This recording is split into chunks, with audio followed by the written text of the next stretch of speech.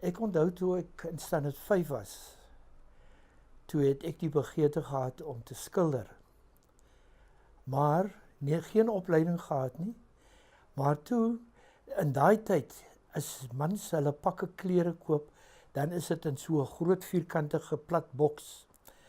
En ek het daardie boks uitgesny, die karton, en dit was my, soos ons sê, my canvas. En ek het dit gebruik om op te skilder.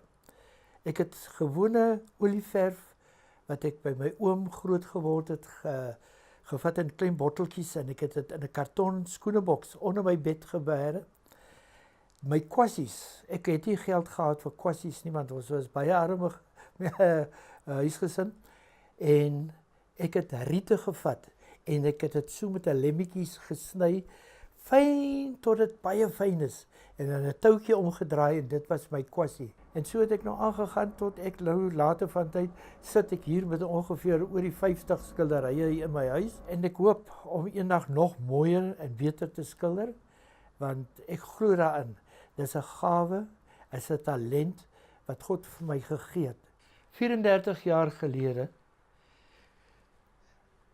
toe die Bybelfonds in die burger het hulle 'n oproep gedoen vir bydraes, en ek het 'n skildery gehad wat klaar geskilder was, en ek glo dat die Gees van die Here met my gepraat het in elk geval, en ek het dit besluit, hierdie skildery wil ek skenk vir daardie doel. Ek het nie geld gehad nie, maar ek het wel die skildery kon aanbied. Dit is net 'n begeerte in my, want ek het gevoel, die Here het vir my hierdie talent gegee, en daarom wil ek iets teruggee, uit dankbaarheid. En ek het geglo, daar was 'n tyd gewees wat ek 'n skildery gemaak het, en terwyl ek skilder, dan bid ek sê, Here, wys my watter kleur moet ek gebruik, en dan sê hy vir my, meng dit met dit, en die buitestaanders sal dit nie verstaan nie, maar hier binnekant praat die Gees van die Here met jou, en dan vertel hy vir jou, en so volg ek vir hom. En dit was die Here se oortuiging dat ek hierdie skildery moet skenk, en nou ek glo in besigheid, en ek glo in om 'n bargain te maak.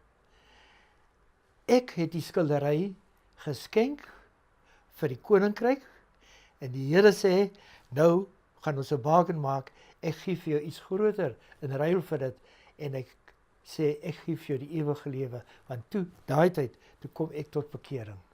Die tweede skildery wat ek nou aan die Bybelgenootskap skenk, is baie naby dieselfde toneel as 34 jaar gelede. Nou, hier in my hart het ek net gevoel, gee jou beste. Nou, ek het daardie skildery met baie mense bespreek, en hulle het almal aanmerkings gemaak oor die skildery, of goeie aanmerkings, en ek het gedink, gee vir hom die beste, en hy sal vir my weer beloon vir dit. Nou, 34 jaar later, het John weer vir ons die tweede skildery geskenk. Sy hartsbegeerte en sy lewensverandering wat ons ervaar het ons geïnspireer om die Een Siel tot Bekering projek te begin. Die Bybel sê vir ons in Hebreërs dat die woord van die Here is lewend en kragtig. En ons hier by die Bybelgenootskap glo dat die Bybel elke siel daarachter dramaties kan verander.